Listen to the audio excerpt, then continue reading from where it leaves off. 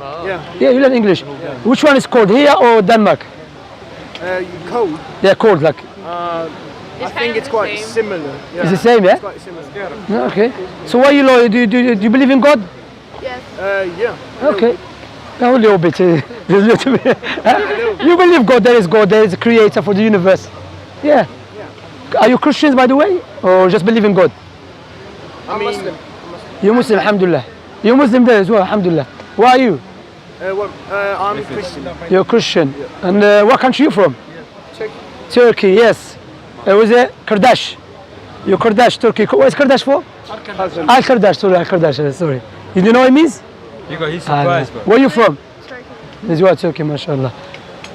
What I was going to say, so there's many of you here, but what do you know about Islam?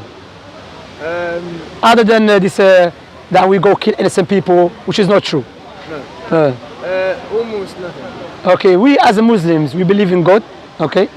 And sorry for taking your time. Thank you for giving me your time. No, we're supposed to stay here, so it's fine. Okay, thank you for it. So, alhamdulillah. So I'm going to speak longer then. So we as Muslims, we believe in God. Okay, we believe there is a creator for this tremendous, beautiful universe. And we believe based upon the creator's mercy and justice and wisdom, he chose people amongst us to teach us our purpose of life. Because the logic dictates no one knows our purpose except the one who made us. For example, phone again. If I make a phone and no one made a phone before me, no one will come to know why I made a phone except me, because I'm the first person to make a phone. Likewise, if we establish as a creator, which there's not any doubt, this tremendous universe indicate must be creator. Okay? So therefore logic dictates we should go back to him and he will tell us our purpose of life. That's why the creator chose prophets and messengers. The likes of Moses, Jesus, Abraham. Are you familiar with these names? Yeah. Jacob, Isaiah, and the last of them is Prophet Muhammad. And we in God, because God is the most wise, and we can see clearly the manifestation of the effects of the wisdom of the creator. For example, we have a teeth in our mouth. Why? Before we eat, we have to chew food. So if we just evolution, how come all of us we have teeth in our mouth? One of us has to have a teeth in his head or teeth in your feet. Likewise, we have a nose next to our mouth. Why? Before you eat, you smell food. Imagine your nose was here and your mouth is here. You start working out, you know, like a gym. But look, you have eyebrows above your eyes. Why? Because the sweat contains the salt. If it keeps going to your eye, it will damage it. You have a joint in your elbows. Why? In order for us to give and take and to eat. So that indicates, that's why in the Quran Allah said, within yourselves there is a science for the existence of the creator. So we should be grateful to him. So when the creator chose prophets and messengers, based upon his wisdom, he gave them something that differentiated them from the rest of the people. Because some people will claim to be prophets of God, but they are liars. You with me? Okay? They are liars. So how do you know true prophet and a false prophet? True prophets, let me ask you this question before I carry on, because I want to make sure you with me. Who knows the future in detail? Allah. Except God, yeah. Logically speaking, God. Like if I make a phone, no one knows about the phone in detail except me. You understand? So no one knows about this creation except God. You understand? So now the prophets, they prophesize about the future. I will give you some prophecies and I want to reflect upon it, which Prophet Muhammad said.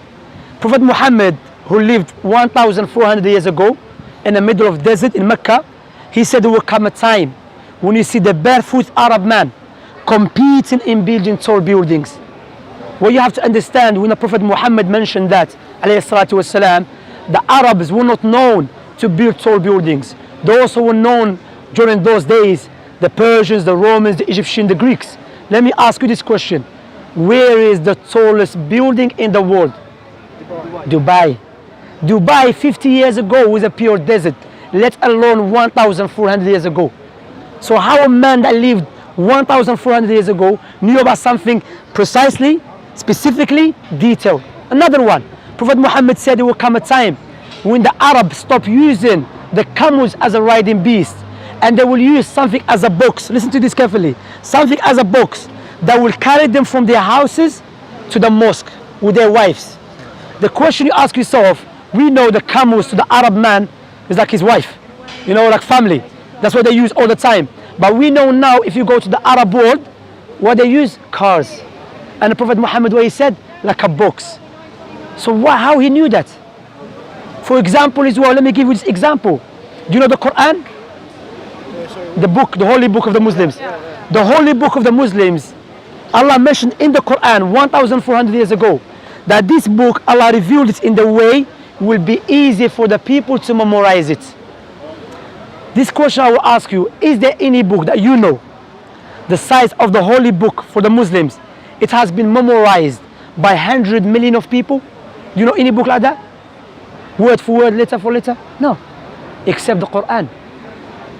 Imagine, even Denmark, you have Muslims there.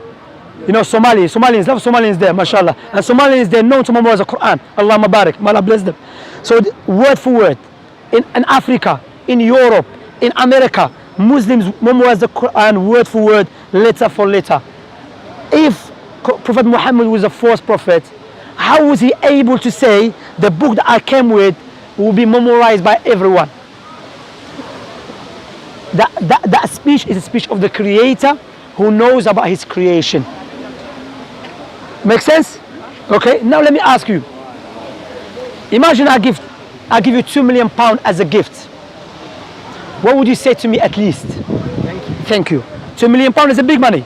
You go to Denmark, you live a nice life. Nice house, nice car, nice wife, okay? Or nice husband, okay?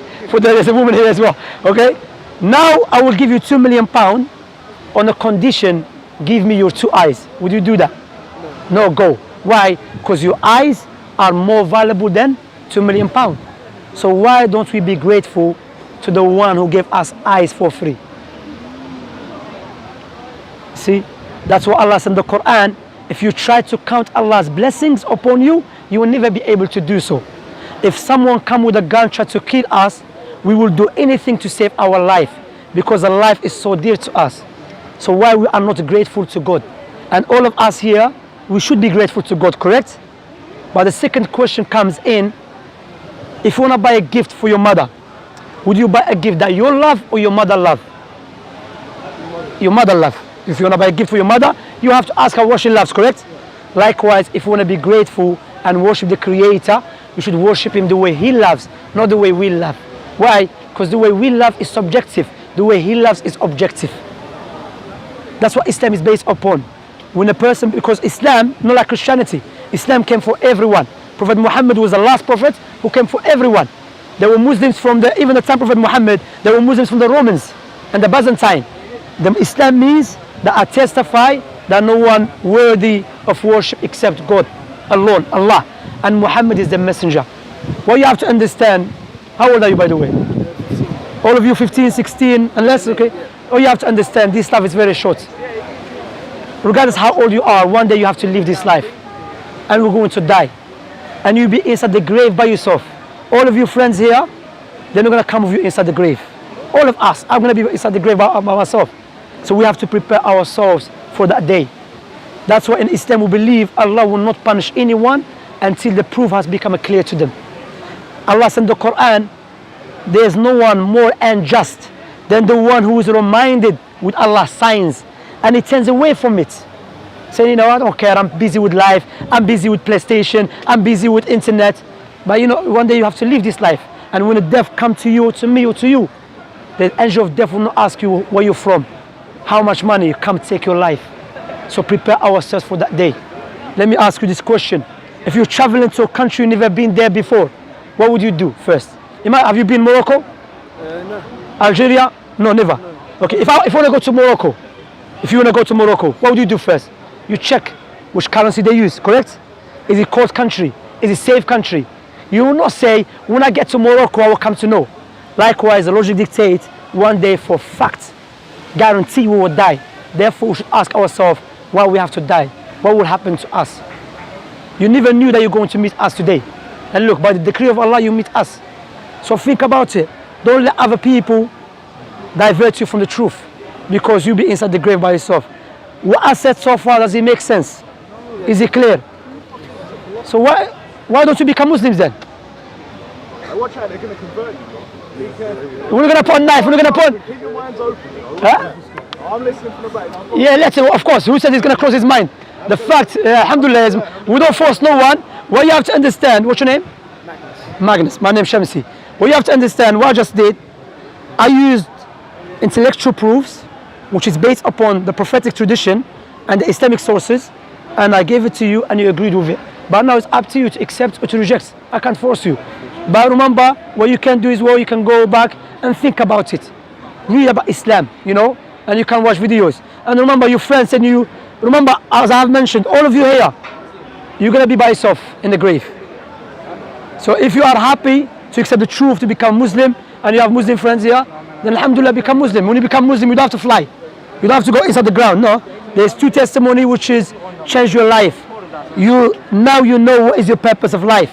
Our purpose of life, not just to walk around or to smoke drugs or to just waste our time. No, there's a purpose for this life. Your kidney has a purpose. Your eyes has a purpose. Your nose has a purpose. What about you as a whole?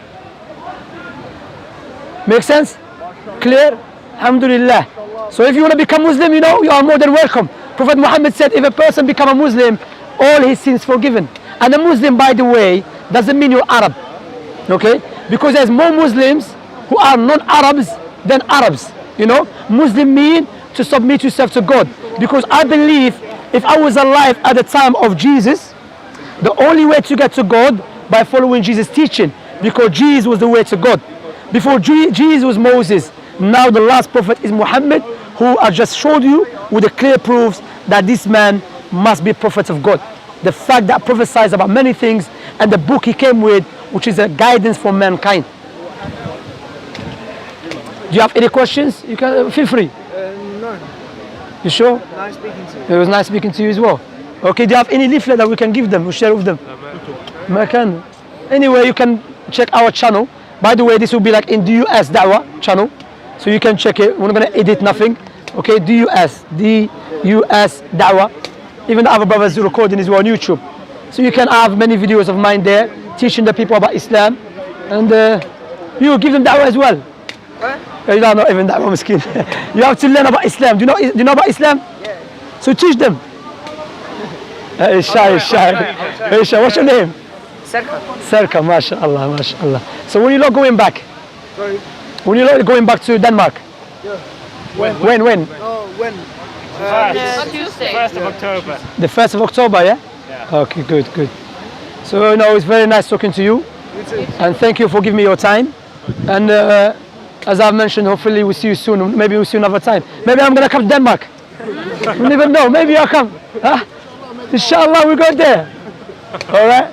But if anyone wants to accept Islam, you're more than welcome. If it makes sense. You want to become Muslim? I think I'm not like I'm not like religion. Yeah, but you know? if it makes sense to you, you should accept yeah, it. it makes sense, and I understand that you are. Sorry, I'm bad at English. No problem. I understand you, but I think that people should do what makes them happy. Correct. And I'm not saying that it won't make me happy, but I'm happy. The way you are. Yeah. But what you have to understand, happiness is not because you eat or you smile. The true happiness when you are grateful to your God. But you've been inspiring me. All right, thank you very much. So you can, inshallah, you can read more. I think the Baba has some leaflets here. Thank you very much. Look after yourself. Have a nice evening. Take care, yeah?